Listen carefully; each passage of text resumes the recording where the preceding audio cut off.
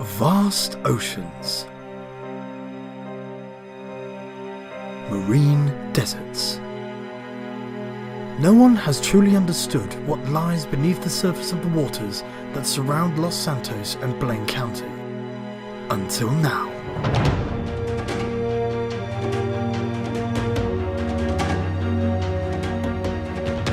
This short film will reveal the animals and plant life that live in these waters. From the southern oceans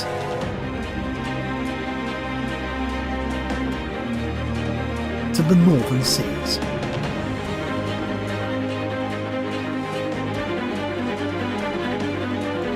Come on a journey into the deep. In order for us to explore these mysterious waters, we will need the very latest submersible. This is Theodore, a submarine with walls 6.5 inches thick and a 7-inch thick acrylic sphere, which will enable it to dive to a maximum depth of 500 feet. Theodore is also equipped with the most up-to-date high-definition cameras, which will enable our pilot and cameraman to observe anything that is discovered beneath the depths in the utmost detail.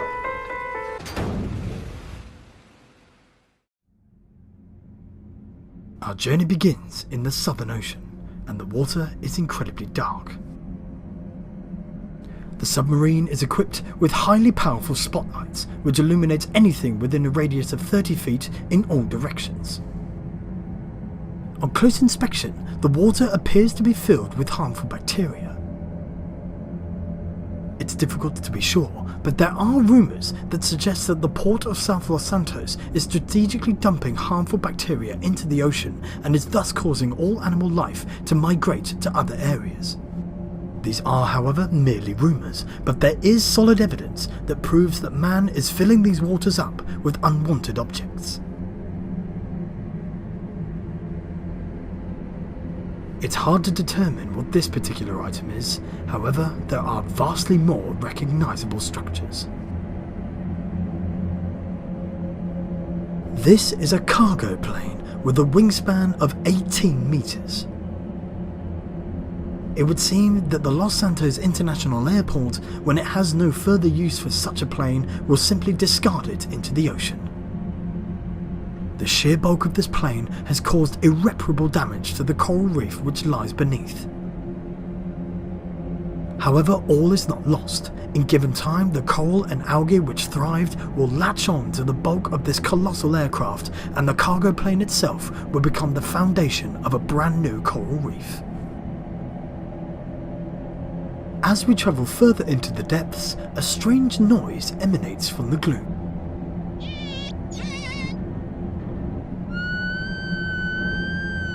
The owners of this noise are about to reveal themselves. Killer whales. These whales are huge, over 7 meters in length and weighing just under 9 tons. They're looking for food, but they won't find any here.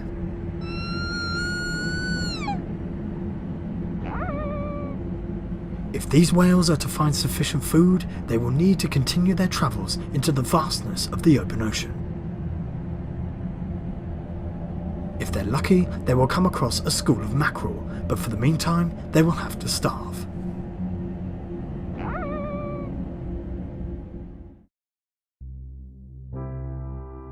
We are now travelling down the western coast, and kelp plants are in abundance. These kelp plants will provide a safe haven for small fish.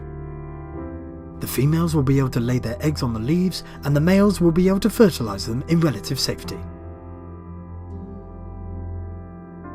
As we travel further still, we discover a number of kelp plants are completely isolated in the surface waters, and yet they are still flourishing. How can this be? The main source of nutriment for a kelp plant is in the base, where all of the minerals and starches are collected.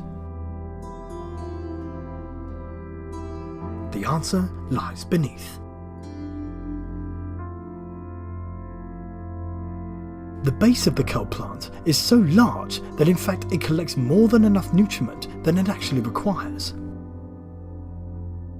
As a result, the top of the kelp plant breaks off and is then able to float to the surface. With its stems and leaves packed with minerals and nutriments, and with the added power of the sun, it is then able to completely independently photosynthesize and therefore can flourish in the surface waters. As we return to the surface, a giant homes into view.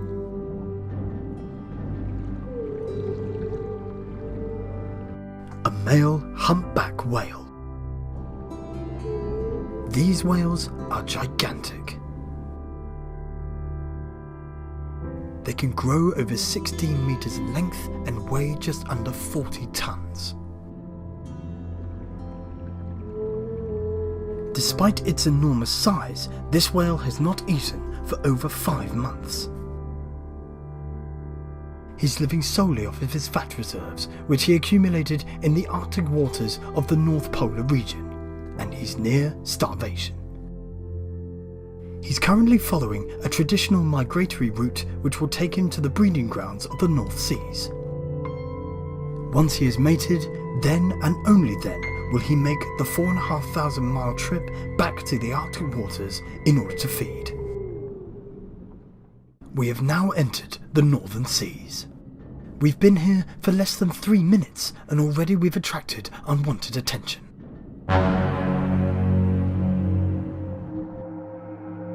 A tiger shark. These sharks are extremely territorial and they are known man-eaters. They are, however, incredibly inquisitive. Before attacking their prey, they will first investigate by butting into it with their highly sensitive nose. The submersible, however, was not what this shark was looking for. And so, after a 20-minute pursuit, it eventually gave up the chase. When one shark disappears, more arrive. Hammerhead sharks. And in great numbers.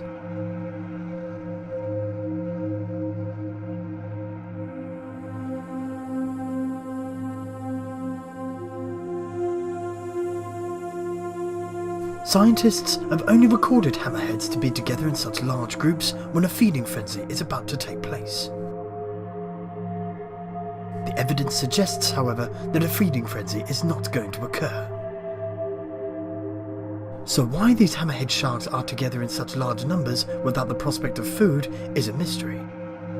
However, the fact that they are is a very rare sight indeed.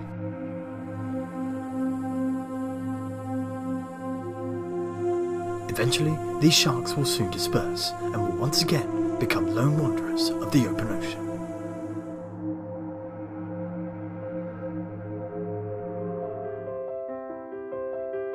We are now entering the final part of our journey. The waters of the eastern coast. But as we cross the border from the northern seas into these waters, an excitable commotion can be heard in the distance.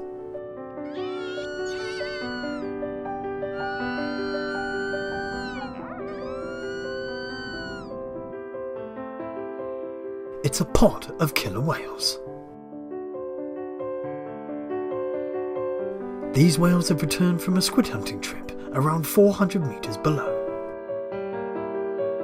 Their bellies full, they return to the surface and begin to strengthen their social bonds.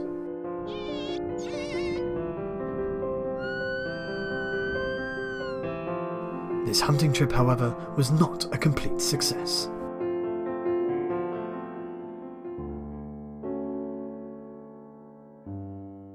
A young calf has gotten badly injured.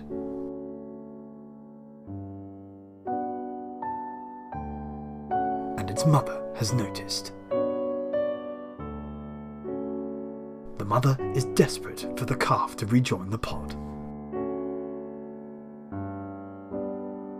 She calls to the calf affectionately as if to give it motivation. But to no avail.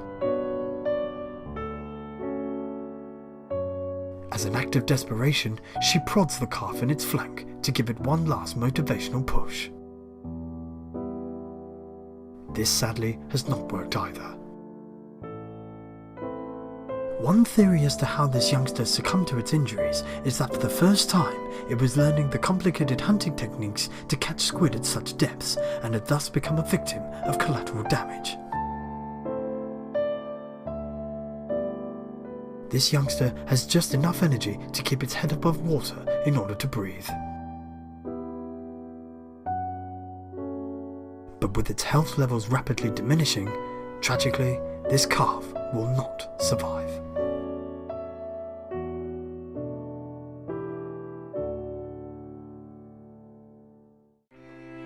We are now in the middle of the eastern coast, and we are about to witness the largest group of animals in all of these waters. Bottlenose dolphin.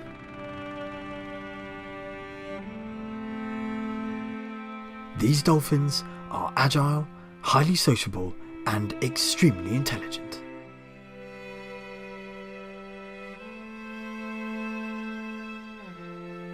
These dolphins, however, are not alone.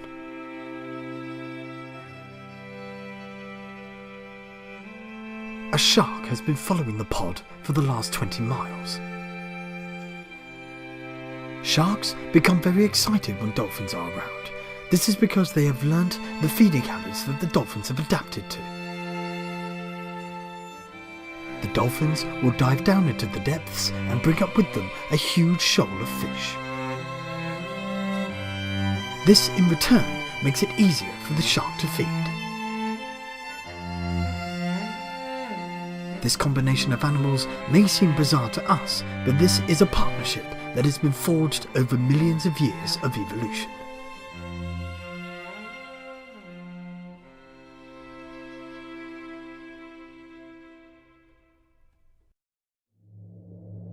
We are at the very end of our journey, and something very bizarre lies on the sea floor. These are the skeletal remains of what can only be described as a prehistoric sea monster. The head is the size of a small family car. The ribcage is big enough to engulf the submersible with a couple of inches to spare. The spine is over 20 meters long. Scientists have estimated that this creature would have grown to a length of up to 40 meters and would have weighed over 85 tons. No one is truly sure. However, one thing is for certain. On our journey of the waters that surround Los Santos and Blaine County, we have explored less than 15% of them. If this is at the bottom of the sea floor on the eastern coast, who knows what else is out there?